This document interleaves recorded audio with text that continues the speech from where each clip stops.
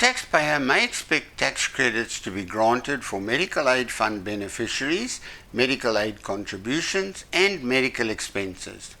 This means that although you cannot claim medical costs and expenses as a deduction of taxable income, these medical costs may be converted to tax credits that can be used to reduce the tax you have to pay, just like your primary rebate reduces the tax you have to pay. Converting medical contributions and expenses to tax credits sounds like it could simplify things, but the actual conversion formulas can be a bit tricky. Tax credits may be granted for the number of medical aid fund beneficiaries, for allowable medical aid fund contributions, and for allowable out-of-pocket medical expenses. Tax credits for the number of beneficiaries will be awarded if medical aid fund contributions are paid by either the employer or by the taxpayer. SARS assigns income source codes to amounts such as these contribution amounts, as this provides a simple way of identifying how these different amounts are treated for tax. Being familiar with these source codes and their different tax implications will make your life a lot easier, and there are only 3 or 4 codes to do with medical contributions that you need to remember.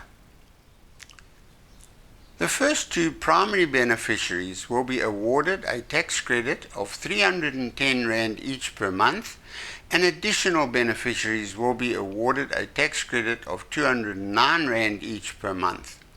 The first 2 primary beneficiaries do not have to be you and your spouse. A single taxpayer with dependents may use one of the dependents on their medical aid, a child or a parent, as the second primary beneficiary. Just remember that you can have 2 primary beneficiaries and the second one does not have to be your spouse. Note that if the only contributions to the medical aid are paid by a pension scheme as code 4493 amounts, then these are not qualifying contributions and no tax credits will be granted for beneficiaries or for contributions. This is because these code 4493 contributions have no tax element to them at all, so it stands to reason that an IRP5 reflecting a code 4493 amount cannot also then show a code 3810 amount. Where the only medical aid contributions are code 4493 contributions, then only out-of-pocket expenses may qualify to be converted to tax credits. Employers' contributions in respect of employees are shown as code 4474 and taxed in the hands of the employee of any age, including those 65 and older.